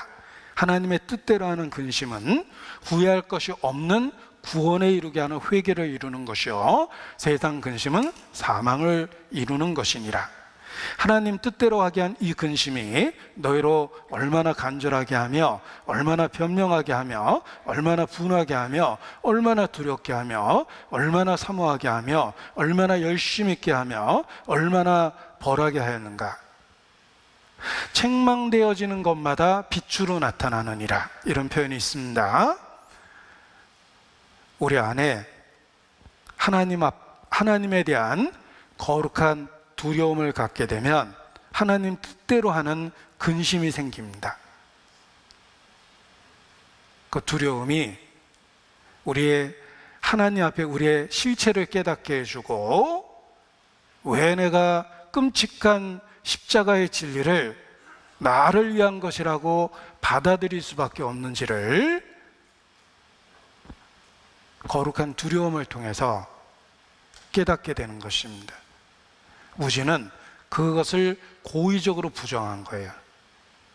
난 늘 선하고 선하게 살려고 노력하고 있고 이러한 노력을 예수님은 결코 무시하지 않고 받아주실 거야. 난 지금 최선을 다하고 있거든. 자기 자신에 대한 근거 없는 자신감이 가득합니다. 그리고 자신을 두렵게 하는 죄에 대한 깨달음을 고의적으로 저버린 거예요. 그러면서 점점 더 십자가에 못 박힌 그리스도라는 진리로부터 멀어지게 된 것입니다. 그것이 자기에게 유익이 된다는 걸 알지 못했던 거예요. 여기 정리해 봤습니다. 자, 나는 무지라고 합니다. 천국으로 가는 중이죠. 근데 천국문에서 보여줄 증명서는 없는데 난 그냥 주님 뜻을 잘 알고 있고 선하게 살려고 노력하고 있습니다. 이렇게 복잡한 이야기가 필요합니까? 자, 무지는 성령의 거듭나게 하는 역사에 대해서 전혀 알지 못했습니다. 성령은 죄에 대하여 책망하시며 죄를 심히 죄되게 드러내십니다. 그러나 무지는 죄의 책망으로 인한 두려움을 없애려고 스스로 노력했습니다. 죄책에 대한 불안감을 덜어내기 위해 스스로 의로운 행위를 추구하고 있으며 그것을 마음에 의지하고 있는 상태였습니다. 자, 이 크리스찬과 소망이 무지에 대한 이야기를 계속합니다. 왜 크리스찬과 소망이 무지에 대한 이야기를 하냐면 그 시대에도 무지 같은 사람이 너무 많았기 때문입니다. 우리 시대에도 그러하며 우리 가운데도 그러합니다. 자, 그들의 대화를 한번 들어보십시오. 제가 살던 마을에 저렇게 무지한 자들이 꽤 많았습니다. 그들은 자신들에게서 올바른 두려움마저 없애버리려고 발버둥을 치곤 했습니다. 올바른 두려움은 그리스도에게 가까이 가게 하고 성령을 기쁘게 하는 것인데도 말입니다. 무지는 자신을 두렵게 하는 죄에 대한 깨달음이 자기에게 유익이 된다는 것을 전혀 알지 못했습니다. 하나님 뜻대로 하는 근심, 그것이 죄에 대한 두려움, 거룩한 두려움입니다. 무지는 첫째, 마귀가 그러한 두려움을 일으키고 있다고 생각합니다. 실제로는 하나님에 의해서 비롯되었는데 말입니다. 그렇게 생각하면서 그 두려움들이 자신을 파멸로 몰고 간다고 생각하고 완강하게 저항했습니다. 둘째, 무지는 그러한 두려움이 자신들의 믿음을 약화시킨다고 생각합니다. 그들은 두려움을 잊기 위해서 마음의 문을 닫아버립니다. 셋째, 그들은 두려워해서는 안 된다고 생각하고 두렵지만 아닌 채 가장하며 살아갑니다. 그 두려움이 자신의 믿음을 약화시킨다고 생각합니다. 사실 그들에겐 믿음이 원래부터 있지도 않은데 말입니다. 넷째, 그들은 두려움이 한심하고 낡은 것으로서 자신의 거룩함을 앗아간다고 생각하고 온몸으로 저항합니다. 자신의 죄성을 들여다보기를 거절하고 있는 거예요. 자기에 대한 헛된 자부심, 난 최선을 다해서 살았다는 근거 없는 것을 붙잡고 거룩한 두려움을 내어 쫓아버린 겁니다. 그게 계속해서 무지의 상태를 갖게 한 것입니다. 하나님 앞에 치명적인 잘못입니다. 성령은 죄를 책망하는 역사를 하며 죄에 대한 경건한 두려움을 일으키며 그 두려움을 통해서 그리스도를 믿어야 될 필요성을 가르쳐주고 그리스도를 꽉 붙잡을 수 있도록 만들어줍니다. 그것이 바로 성령의 죄를 책망하시는 역사입니다. 여기 정리를 해봤습니다. 성령의 죄를 책망하시는 역사는 사람에게 거룩한 두려움을 일으키고 구원을 위해 그리스도를 굳세게 꽉 붙잡도록 만들어줍니다. 이사야서 66장입니다. 보시겠습니다. 이사야서 66장. 거룩한 두려움.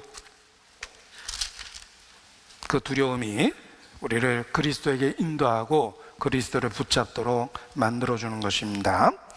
이사야서 66장 2절.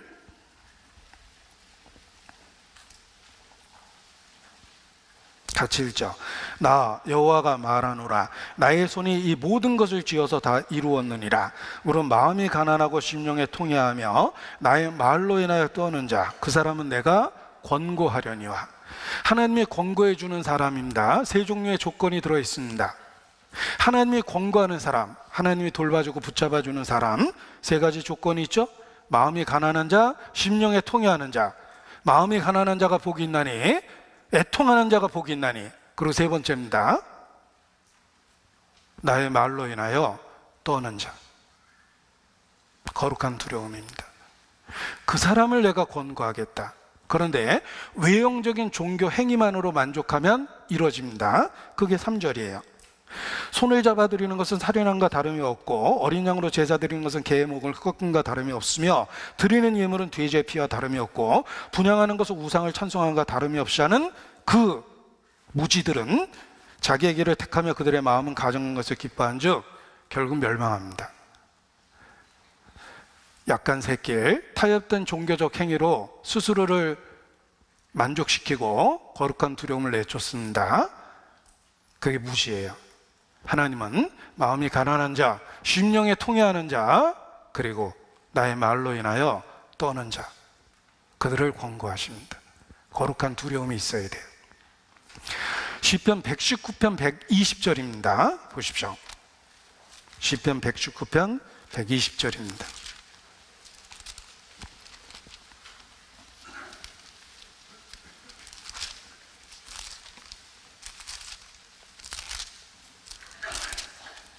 같이 읽죠.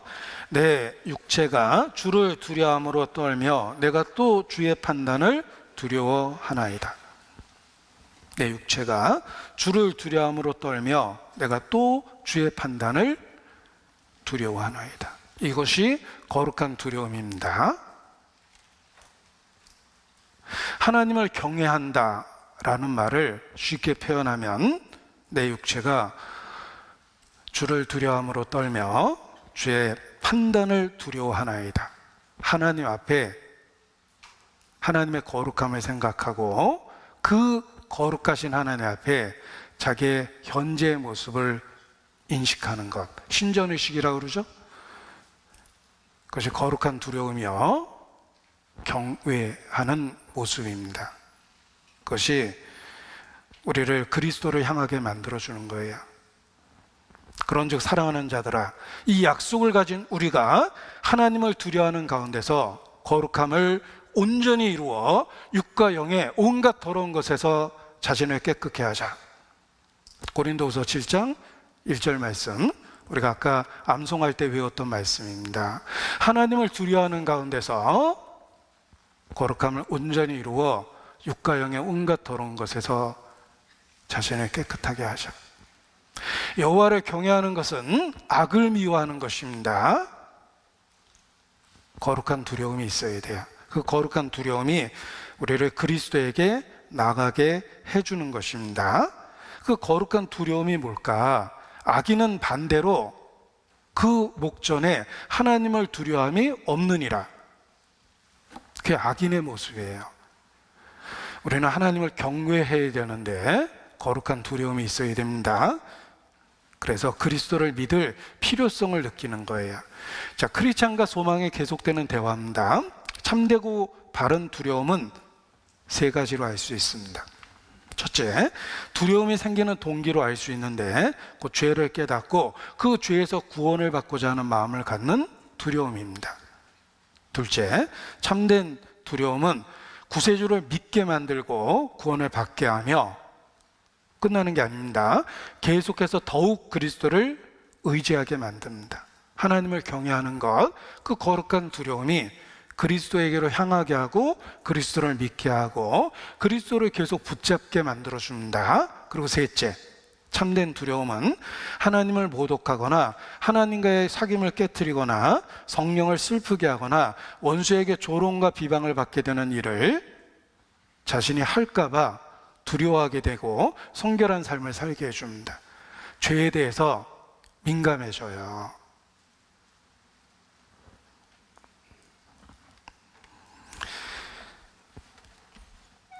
이 철로역정의 내용 속에 무지라는 사람이 나오고 또 한때 믿음이라는 사람이 나오며 적은 믿음이라는 사람도 나옵니다.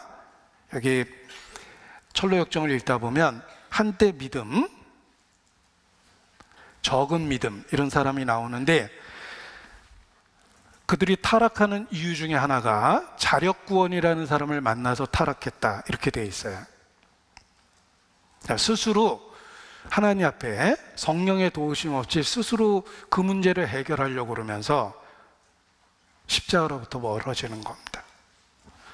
우리가 거룩한 두려움은 우리를 회개하게 만들어주고 그리스도를 향하게 만들어주며 그리스도 없이 못 산다는 고백을 만들어줍니다. 자, 철로역정에 등장하는 인물을 보십시오. 크리스찬이 있습니다. 믿음이 있고 소망이 있습니다.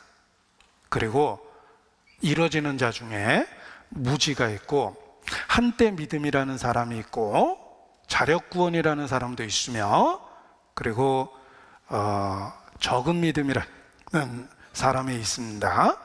이런 다양한 모습은 우리 자신의 어떤 모습이 되어야 될지를 교훈해 주는 겁니다. 현재 나의 모습이 누구와 닮았습니까? 나의 영적인 정체성이 누구와 닮았습니까? 우리의 본성 속에 무지의 모습이 있습니다. 우리가 성령을 따라 살 때 비로소 크리스찬의 모습이 되고 소망과 믿음을 함께 갖고 있는 그런 이상적인 그리스도인이 되는 것입니다. 이 들어가기를 구하여도 못하는 자, 무지입니다. 그에 대한 이야기는 우리 본성이 우리를 어떻게 무너뜨리는지를 경고하고 있는 것입니다.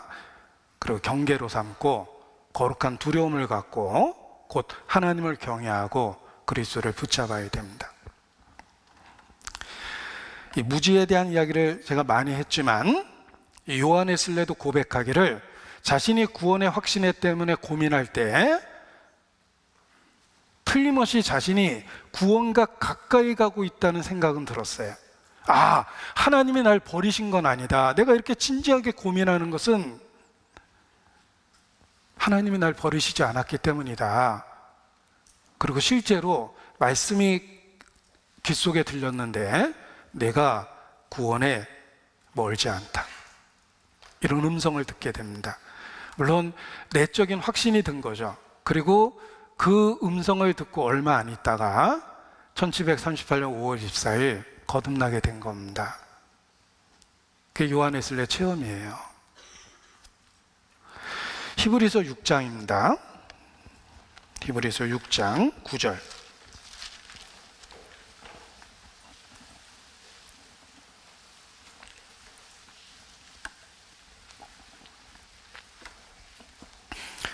사랑하는 자들아, 우리가 이같이 말하나 너희에게는 이보다 나은 것과 구원에 가까운 것을 확신하노라.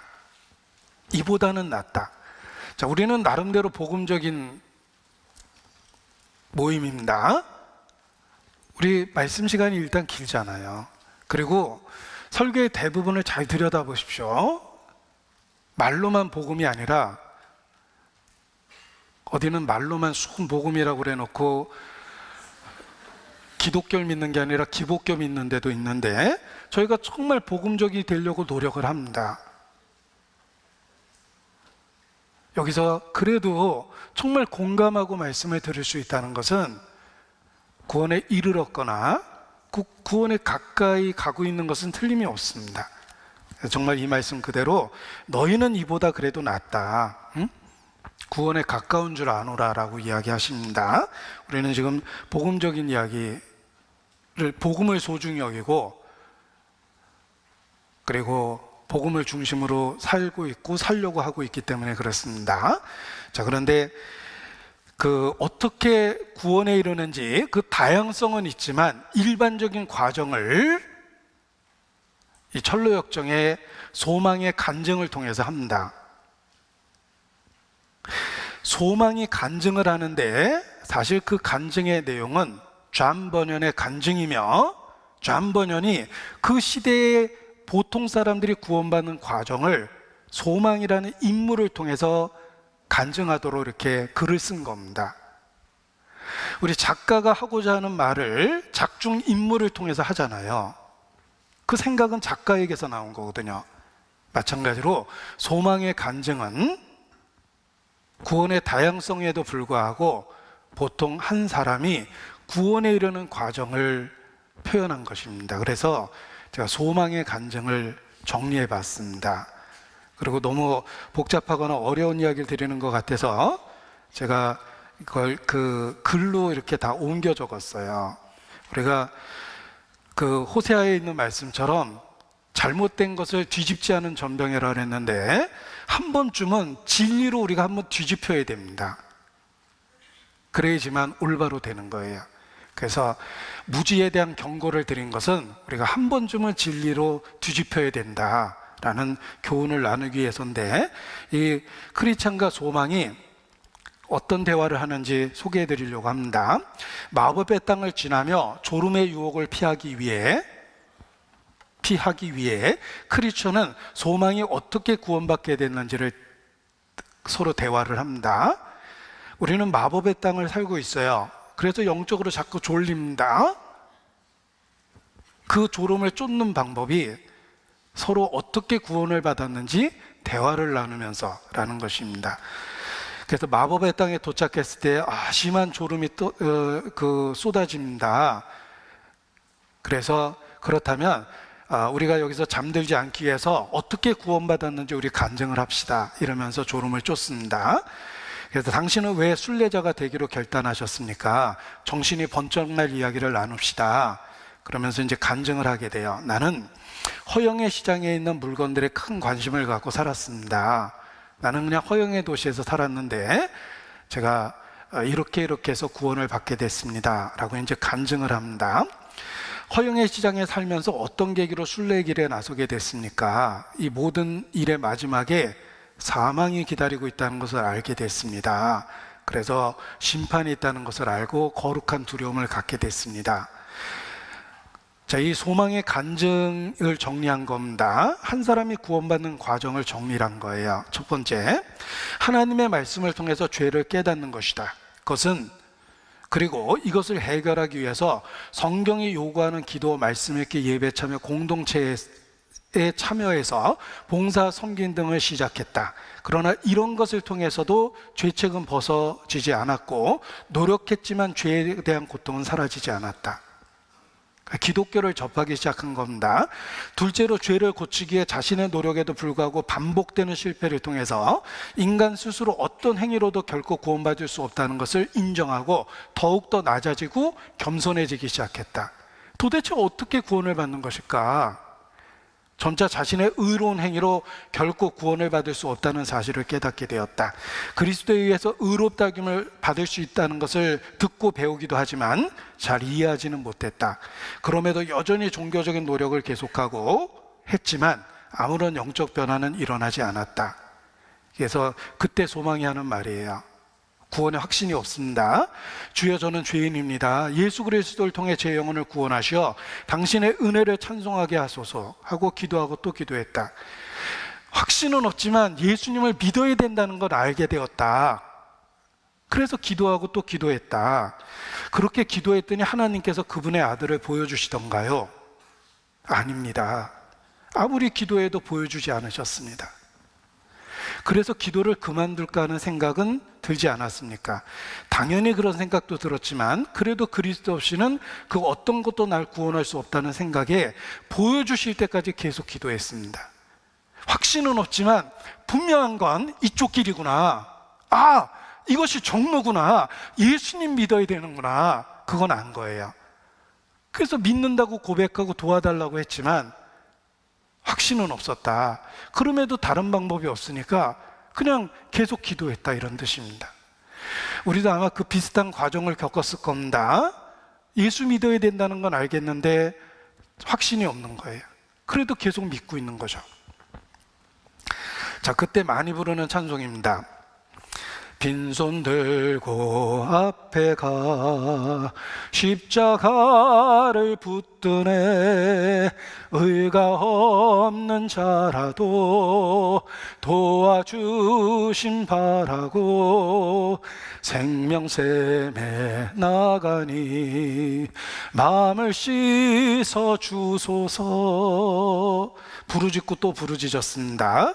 구원받기를 부르짖으며 기도해야 합니다. 비록 응답이 더딜지라도 두드리면 열어주신다는 약속을 붙잡고 열릴 때까지 구해야 합니다. 자, 이 크리스찬 자신도 좁은 문이 한 번에 열리지 않았다고 간증합니다. 좁은 문 앞에 왔는데 두들겼는데 응답이 없었다는 거예요. 그러나 열어줄 때까지 두들겼습니다. 이렇게 고백을 합니다. 여러분, 믿는다고 고백한다고 단번에 확신이 생기는 건 아닙니다.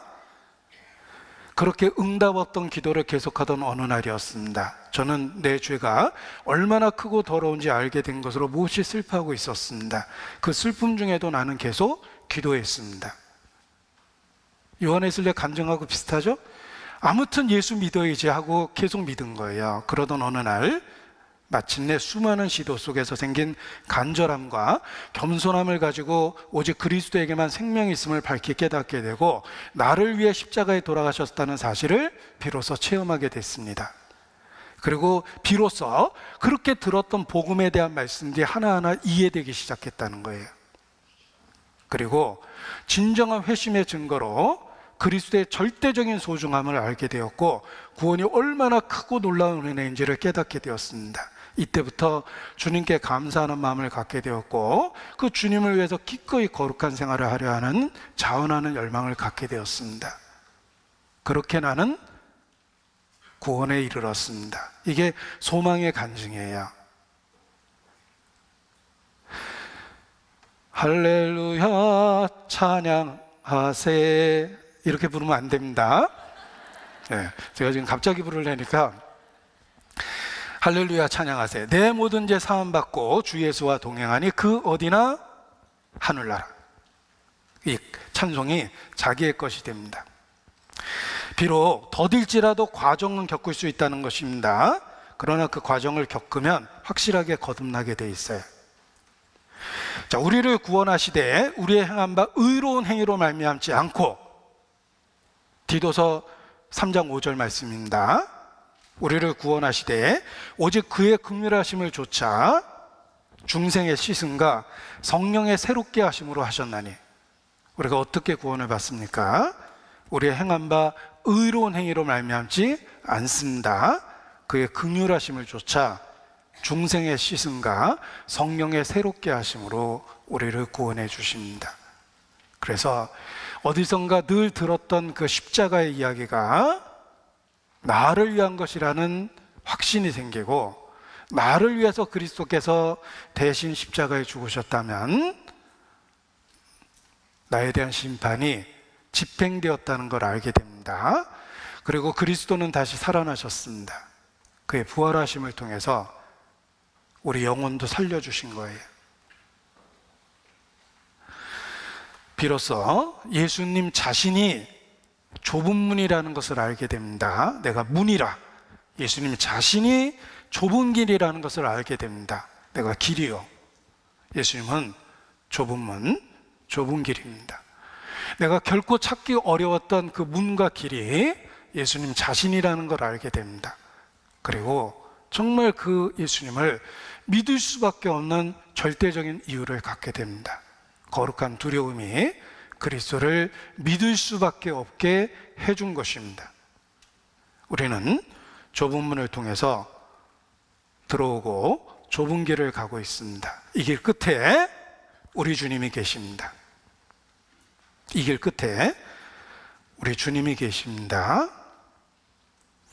우리가 걷는 이 길은 보기에 좁고 험하여 찾느니 매우 적어서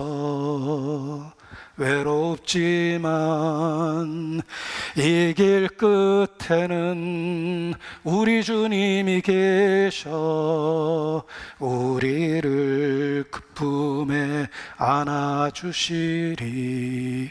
매일을 그렇게 소망 가운데 살 수 있게 주님께서 만들어 주십니다. 좁은 문, 좁은 길은 예수님 자신이에요. 그 예수님과 믿음을 고백하며 하나가 되는 것, 이것이 주님 앞에 이르는 유일한 길입니다.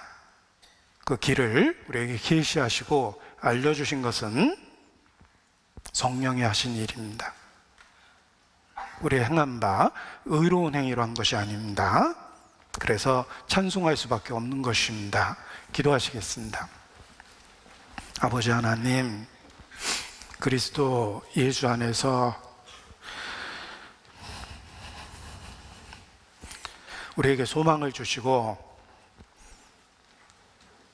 구원의 확신을 주시는 것 주님께 감사를 드립니다. 이 놀라운 진리를 붙잡고 진리 안에 머물고 주님을 만날 수 있도록 끝까지 함께해 주시기를 주님께 기도합니다. 우리의 연약함, 어리석음을 고백하고 죽은 자를 살리시는 그 능력을 때마다 일마다 사모하고 의지합니다. 마른 뼈 같은 우리에게 생기를 불어넣어 주시고 그리스도의 군사로 일으켜 주시며 승리하며 살 수 있도록 붙잡아 주시기를 주님께 기도합니다. 주께 의지합니다. 고마우신 우리 구주 예수님의 이름으로 기도합니다. 아멘. 네, 찬송하시겠습니다. 찬송가 188장 하시겠습니다.